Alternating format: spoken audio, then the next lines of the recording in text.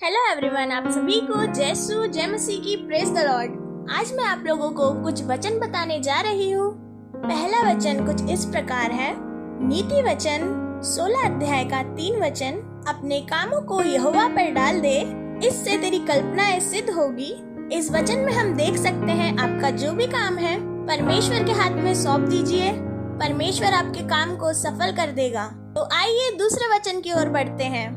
दूसरा वचन कुछ इस प्रकार है। पहला राजा उसका 2 अध्याय उसका 3 वचन, और जो कुछ तेरे परमेश्वर यहोवा ने तुझे सौंपा है उसकी रक्षा करके उसके मार्गों पर चला करना, और जैसे मूसा की व्यवस्था में लिखा है और वैसे ही उसकी विधियों तथा आज्ञाओं, नियमों और चेतावनियों का पालन करते रहना। इससे जो कुछ तू करे, जहाँ कहीं तू जाए, तू सफल होगा।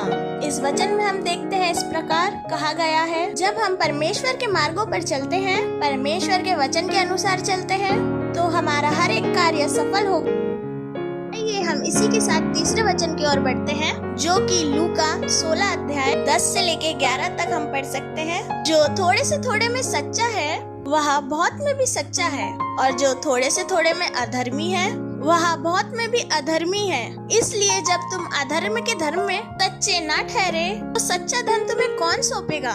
इस वचन के आधार पर हम देख सकते हैं आपका काम चाहे बड़ा हो या छोटा हो, ये मायने नहीं रखता, पर आपका काम सच्चा हो। परमेश्वर यही चाहता है, जिससे आपका काम सफल हो जाएगा। तो आइए हम चौथे वचन की ओर बढ़ते हैं। वो लिखा है इशाया की पुस्तक 41 का 10, मत डर, क्योंकि मैं तेरे संग हूँ, इधर उधर मत ताक, क्योंकि मैं तेरा परमेश्वर हूँ। मैं तुझे दृढ़ करूँगा और तेरी सहायता करूँगा।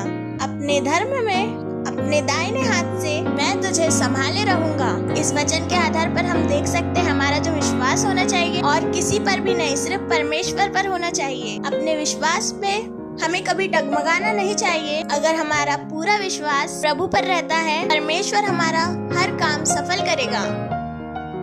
5वां वचन कुछ इस प्रकार है। निर्मया की पुस्तक 17 का 7 वचन, धन्य है वह पुरुष जो यहोवा पर भरोसा रखता है, जिसने परमेश्वर को अपना आधार माना हो। इस वचन के आधार पर हम देख सकते हैं हमारा जीवन का जो आधार होना चाहिए, सिर्फ और सिर्फ परमेश्वर होना चाहिए। हमारा पूरा विश्वास परमेश्वर पर होना चाहिए, जिससे कि हमारा हर एक काम सफल हो जाएगा। इसी के साथ हम 6वें वचन की ओर बढ़ते हैं। भजन संहिता 37 का 4 वचन, यहोवा को अपने सुख का मूल जान, और वह तेरी मनोरथों को पूरा करेगा। इस वचन के आधार पर हम देख सकते हैं हमारे हर काम का जो भी मूल है, आशीष है, यही समझना है कि वो परमेश्वर की ओर से हुआ है। उससे आपके हर एक कामों में और भी आशीष बढ़ जाएगी। इसी के साथ नंबर 7 पर जो वचन है, नीति वचन 3 अध्याय का 1 से लेकर 4 वचन, हे मेरे पुत्र, मेरी शिक्षा को ना भूलना, अपने हृदय में मेरी आज्ञाओं को रखे रहना, क्योंकि ऐसा करने से तेरी आयु बढ़ेगी और तू खुशहाल से रहेगा। ये हम आखिरी वचन की ओर बढ़ते हैं।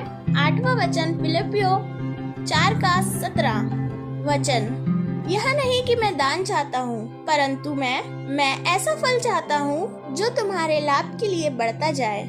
इस वचन के द्वारा हम देख सकते हैं परमेश्वर भी हमारे आशीष के बारे में सोचते हैं। इसलिए मेरे प्रिय भाइयों बहनों, इन वचनों को आप जरूर पढ़ें। मैंने आपको 8 वचन बताई हूँ, और 9वां वचन और 10वां वचन कौन सा होना चाहिए, ये आप मुझे कमेंट करें, ताकि वो वचन मैं अगले वीडियो में डाल सकूं। तो प्रभु आप सबको इन वचनों के द्वारा, इस वीडियो के द्वारा आशीष करे। मैं आपसे चाहती हूँ कि आप इस वीडियो को ज्यादा से ज्यादा शेयर करें। God bless you all of you.